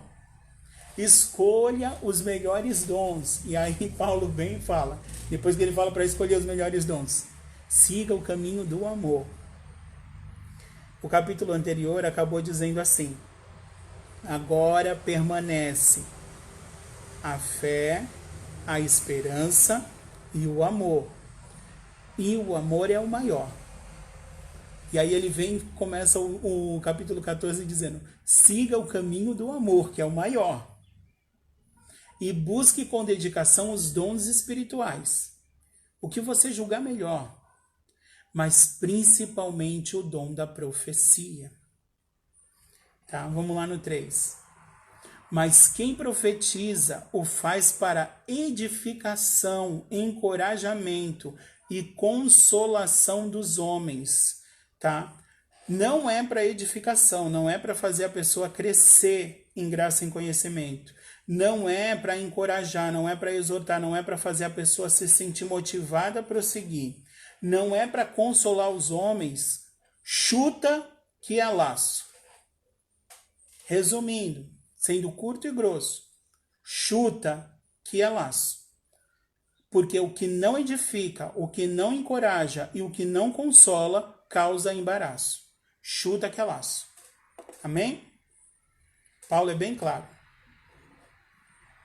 Exemplos de profetas do Novo Testamento. Atos, para quem acha que não tem profeta no Novo Testamento, a Bíblia nos prova em Atos 11, versículo 27 e 28. Vamos lá. Naqueles dias, alguns profetas desceram de Jerusalém para Antioquia. Um deles, Ágabo, levantou-se e pelo Espírito predisse que uma grande fome sobreviria a todo o mundo romano, o que aconteceu durante o reinado de Cláudio. Tá? Então, assim, a Bíblia nos mostra que no Novo Testamento também tem profetas. No capítulo 14, versículo 1, Lucas vai dizer... Não, perdão, é Coríntios, não é Atos, é que eu estava aqui olhando Atos. Na primeira epístola aos Coríntios, capítulo 14, versículo 1, Paulo vai dizer: mantenha-se em amor, que é a maior ordenança, e escolha o dom de profecia. Peça o dom de profecia. Peça os outros dons também, os que você julgar melhor. Mas peça o de profecia. E aí no 3 ele vai dizer, vai edificar a igreja, consolar os santos e encorajá-los a prosseguir. É para isso o seu dom. Não é para outra coisa, hein? Amém? Vamos para finalizar aqui o nosso terceiro e último tópico. Glória a Deus, está acabando. Edificados, não porque eu quero parar de falar, porque já deu para perceber que eu falo pelos cotovelos, mas porque para não prender os irmãos aí muito tempo. Edificados para a morada de Deus. Então, o primeiro subtópico é edifício bem ajustado. Lembrei daquele louvor. Somos todos assim bem ajustados, totalmente ligados, unidos, vivendo em amor uma família. Amém? Diz assim, ó, a expressão todo o edifício bem ajustado cresce, indica um processo contínuo de desenvolvimento dos crentes. Tá? Então vamos lá, nesse processo contínuo de desenvolvimento. Vamos olhar Jeremias, profeta Jeremias 9, o versículo que é 23. Versículo 23 e 24. Assim diz o Senhor, não se glorie o sábio em sua sabedoria, nem o forte em sua força, nem o rico em sua riqueza. Mas quem se gloriar, glorie-se nisto, em compreender-me e conhecer-me, pois eu sou o Senhor, e ajo com lealdade, com justiça e com retidão sobre a terra, pois é dessas coisas que me agrado, declara o Senhor. Então, assim, nesse processo contínuo de edificação, eu e você precisamos conhecer ao Senhor e nos gloriar na sabedoria de conhecer ao Senhor. Precisamos conhecê-lo. Amém? Oséias também vai dizer, conheçamos ao Senhor e prossigamos em conhecê-lo, que a gente possa conhecer ao Senhor. Eu trouxe bastante referência aqui para esse tópico. 2 Pedro 3,18. Vamos lá na carta, na segunda epístola de Pedro, capítulo 3, versículo 18. Tá? Nós estamos numa contínua edificação da igreja. Nós somos o corpo de Cristo. Cresçam, porém, na graça e no conhecimento de nosso Senhor e Salvador Jesus Cristo. A Ele seja a glória, agora e para sempre. Amém? Hebreus 5,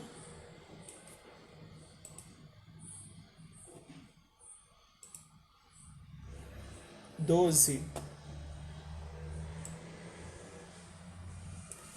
De fato, embora a essa altura já devessem ser mestres, vocês precisam de alguém que lhes ensine novamente os princípios elementares da palavra de Deus.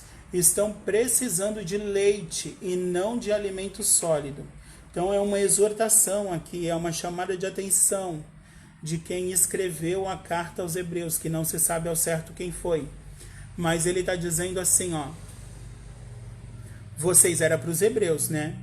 trazendo para a igreja, a gente traz para a nossa vida. Mas essa carta era direcionada aos judeus, por isso que é a carta aos hebreus.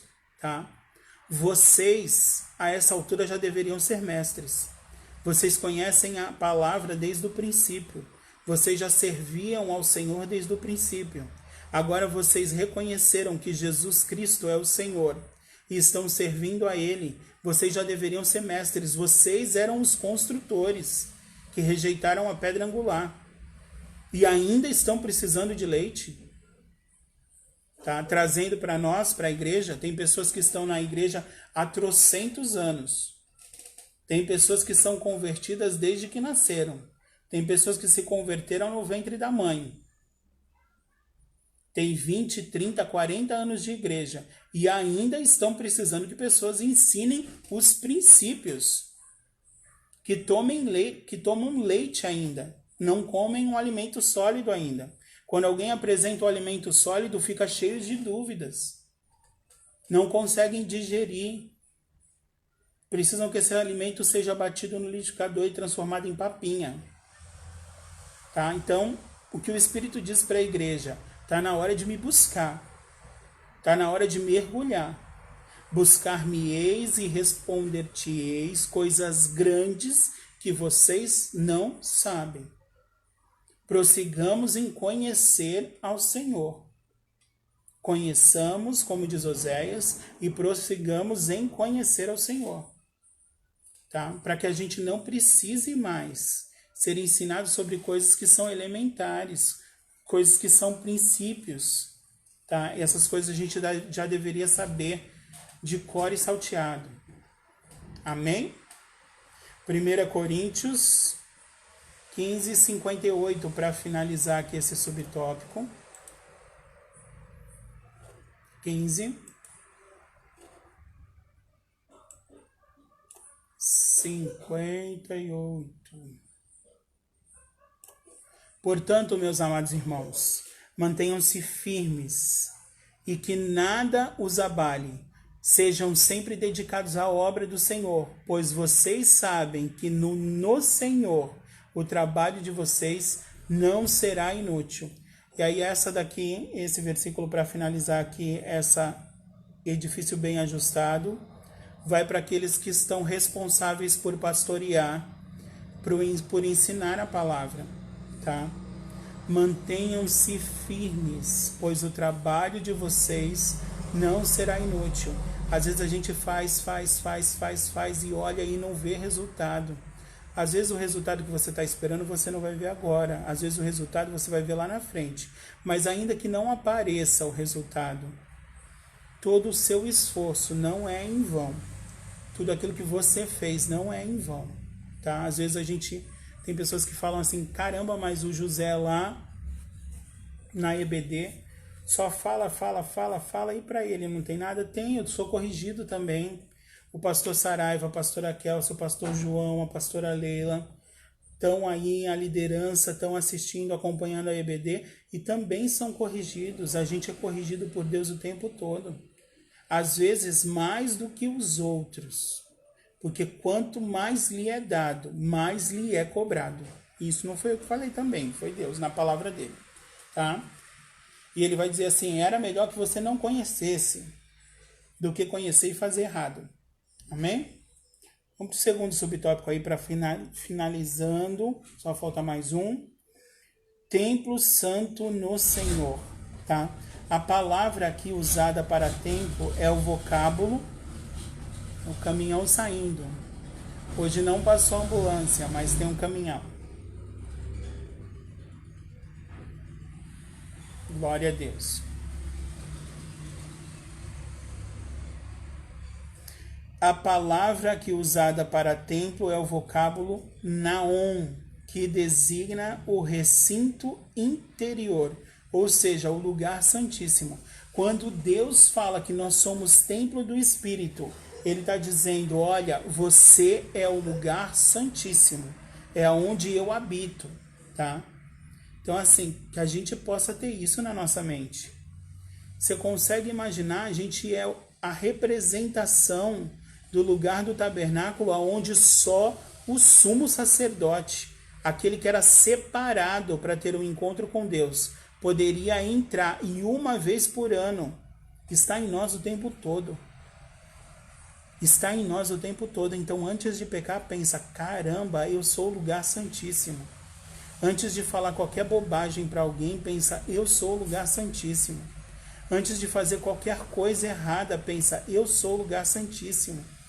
Você vai se surpreender com que o teu espírito e a tua alma vão fazer com que a tua carne faça. Vão brecar a tua carne. Vão brecar os teus desejos. Porque você vai ter a consciência de que você é o lugar mais profundo do tabernáculo. Você não é qualquer um. Você é o lugar mais profundo do tabernáculo. Nós precisamos andar em santidade.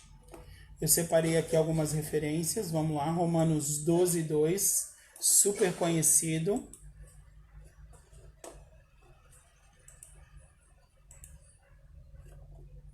Romanos 12, 2. Não vos amoldei ao padrão deste mundo, mas transformem-se pela renovação da sua mente, para que sejam capazes de experimentar e comprovar a boa, agradável e perfeita vontade de Deus.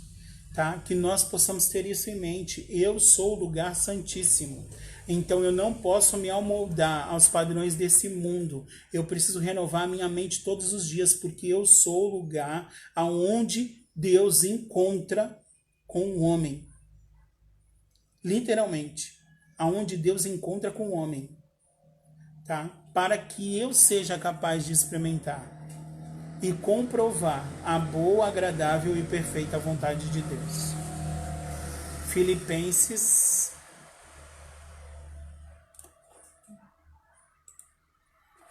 4, versículo 8. Finalmente, irmãos, tudo que for verdadeiro, tudo que for nobre, tudo que for correto, tudo que for puro, tudo que for amável, tudo que for de boa fama, se houver algo de excelente ou digno de louvor, pense nessas coisas. Amém? Então, toda vez que vier aqueles pensamentos sujos, aqueles pensamentos pecaminosos, aquelas vontades ruins, você olha para esse versículo e diz: eu sou o lugar santíssimo. Eu sou o lugar onde Deus encontra com o homem. E esse homem com quem ele encontra sou eu. E eu preciso pensar em tudo que é verdadeiro, em tudo que é nobre, em tudo que é correto, em tudo que é puro, em tudo que é amável, em tudo que é de boa fama, em tudo que haja excelência, em tudo que seja digno de louvor. É nisso que eu preciso pensar. E não em outras coisas. Amém? Hebreus 12, 4. Todo mundo conhece esse, né? A gente tem falado bastante. Mantenha a paz com todos e a santificação, sem a qual ninguém verá a Deus. Tá? E 2 Coríntios 5,17, que a gente tem falado bastante ao longo dessa IBD. Todos aqueles que nasceram de novo, nova criatura as coisas velhas se passaram, e eis que tudo se fez novo. Nós precisamos viver em novidade de vida, em santificação. Amém? Vamos para o nosso terceiro e último. Só que antes eu vou ler aqui, ó, o finzinho. Separado do pecado, que pertence a Cristo, passa a viver em santidade. Nós precisamos estar separados do pecado. É isso que significa santidade. Como resultado, ao desfrutar da comunhão divina, o crente recebe o livre acesso à presença do Pai, tornando-se assim morada de Deus no Espírito. Tá? Nós somos a morada de Deus. O Espírito de Deus habita em nós. Nós somos lugar santíssimo. Tá? Morada do Altíssimo é o nosso terceiro subtópico. Do meio para o final aí, quem tem a revista diz assim, ó: como já vimos, o crente tornou-se templo santo no Senhor. Isso indica que Deus habita em nós por meio de seu Espírito, e que tal afirmação ratifica o ensino apostólico de que Deus não habita em templos feitos por mãos de homens. ele reside individualmente dentro de cada cristão, bem como no corpo inteiro de crentes, a igreja formada por judeus e gentios, tá? A igreja hoje é o povo de Deus formada pelos dois povos. Foi derrubada a parede de separação, tá? Judeus convertidos a Cristo e os gentios convertidos a Cristo. Amém?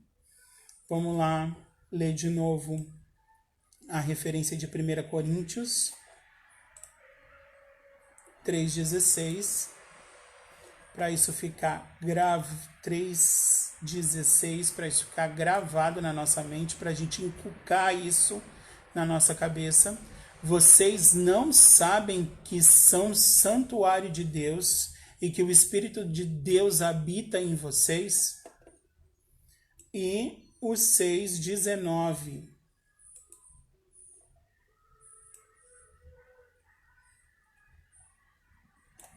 Acaso não sabem que o corpo de vocês é santuário do Espírito Santo, que habita em vocês, que lhes foi dado por Deus e que vocês não são mais de si mesmos? Então, esse não são mais de si mesmo é toda a concupiscência da carne, a concupiscência dos olhos e a soberba da vida, tá? Tudo aquilo que os meus olhos desejam, tudo aquilo que a minha carne deseja e tudo aquilo que eu ostento ter. Tá? Soberba da vida. Desejo ter poder. Não, eu não desejo, tá? Mas é só um exemplo. São as tentações que Jesus sofreu. A concupiscência da carne. Minha carne está com fome. Transforma a pedra em pão. A concupiscência dos olhos. O reconhecimento humano. Tá? Se lança daqui no chão. E os anjos do teu Pai te socorrerão. E todos saberão que tu é o Cristo. Reconhecimento dos homens. E a soberba da vida. Tá vendo tudo isso? Eu te dou e você vai ser poderoso. Todos os reinos serão seus. Tá? Jesus foi tentado nessas 3 áreas. Nós precisamos lembrar que nós não somos mais de nós mesmos. Tá? Nós somos templos do Espírito Santo. Nós precisamos nos manter em santidade, separados do pecado. Então, quando vier a concupiscência da carne, a concupiscência dos olhos e a soberba da vida, você diz, não, está escrito que eu sou povo eleito, nação santa, que eu vivo em novidade de vida, que o Senhor me santifica a cada dia e que eu vou chegar à estatura de varão perfeito, que não vive mais eu, Cristo vive em mim, que eu não pertenço mais a mim, eu sou de Deus, eu sou templo do Espírito Santo, eu sou lugar santíssimo e isso não vai me vencer. Amém? Conclusão. A comparação para a gente encerrar, tá? A comparação da igreja como edifício em construção, indica que estamos em um processo de aperfeiçoamento, até que todos cheguemos à unidade da fé em Cristo. Tá? Então, a pedra angular está nos transformando a cada dia, para que a gente possa ser cada dia mais parecido com Ele, que a gente possa crescer na graça e no conhecimento, e que a gente chegue à estatura de varão perfeito. Para encerrar, eu queria ler um texto, Filipenses 1, versículo 6. Abriu aí? Nós estamos sendo aperfeiçoados a cada dia. Nós somos separados, nós somos santos, porque Ele é santo. E hoje a gente precisa ser mais santo do que a gente foi ontem. Amanhã a gente precisa ser mais santo do que a gente foi hoje. A cada dia a gente precisa estar melhor. Filipenses 1,6. Porque eu estou convencido de que aquele que começou a boa obra em vocês vai completá-la até o dia de Cristo Jesus. Amém? Glória a Deus.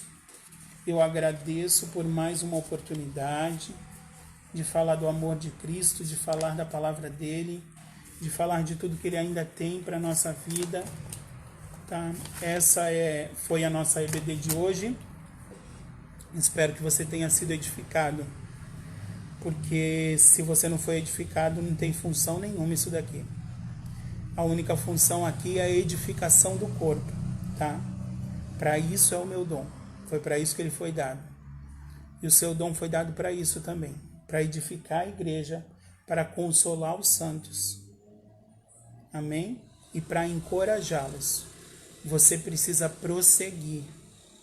Você precisa continuar caminhando e conhecendo a Cristo e seguindo em conhecê-lo, tá? Precisamos conhecer e prosseguir em conhecê-lo. Amém? Vamos orar para finalizar, mas antes de orar, eu queria passar os recados, né? Hoje, mais tarde, às 6 horas da tarde, a gente tem o nosso culto, o culto da família, tá? Também aqui por esse canal, remotamente. Na segunda-feira tem Jesus na Lagoa, tá? Também remotamente. A nossa programação tá toda online, tá bom? Tem as células na terça-feira.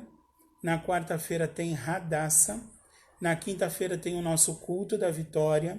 Na sexta-feira tem a consagração às 8 horas da manhã com a Dani. À tarde tem o pastor Antônio Neves, direto de Israel, tá?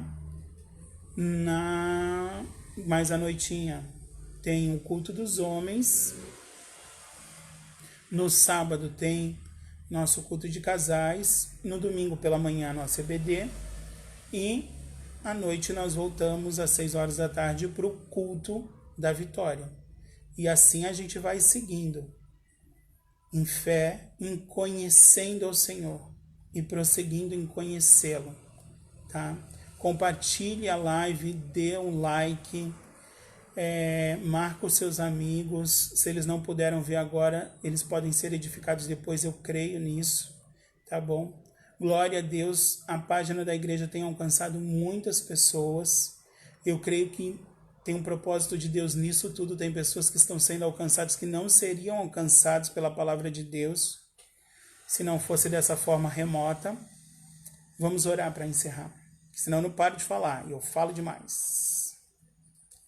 Senhor Deus e Pai, Salvador querido, em nome de Jesus, eu te agradeço por este domingo, Senhor. Eu te agradeço porque até aqui o Senhor nos guardou, até aqui o Senhor nos sustentou, Pai. Ah, Senhor, assim como aquele louvor do início, que o Senhor possa continuar transformando os nossos corações, porque nós cremos, Senhor, que o Senhor é um Deus de milagres, que o Senhor é um Deus de promessas, que o Senhor é um Deus que há luz na escuridão, que o Senhor não permite que nós andemos em trevas, porque as tuas palavras são lâmpadas para os nossos pés e luz para o nosso caminho. O Senhor ilumina, Senhor, o Senhor ilumina todas as situações e o Senhor traz à tona a verdade. E eu te agradeço por isso, Pai. Senhor, que o Senhor possa continuar abençoando o domingo dos meus irmãos e o início dessa semana, Pai. Senhor, que possamos estar na Tua presença e que possamos permanecer na Tua presença, Pai. Senhor, até que o Senhor venha nos resgatar, até que o Senhor venha, Senhor, em nome de Jesus. Ó Maranata, vem, Senhor Jesus. Estamos esperando por Ti, glorificando a Ti, adorando a Ti, porque a cada dia, Senhor, nós podemos ver os sinais. Estamos ligados, Senhor. Estamos ligados em tudo que tem acontecido. Estamos ligados na Tua palavra. E sabemos que o Senhor não tardará. Sabemos que o Senhor está a postos, esperando aquela trombeta tocar. E quando o anjo tocar aquela trombeta, nós seremos arrebatados e teremos um encontro contigo nos ares. É assim que nós cremos, Senhor. E te agradecemos pela oportunidade de nos santificar a cada dia, de obedecer a Ti e de crescer na graça e no conhecimento. Pai, em nome de Jesus, abençoa a vida de todos os meus irmãos, Senhor.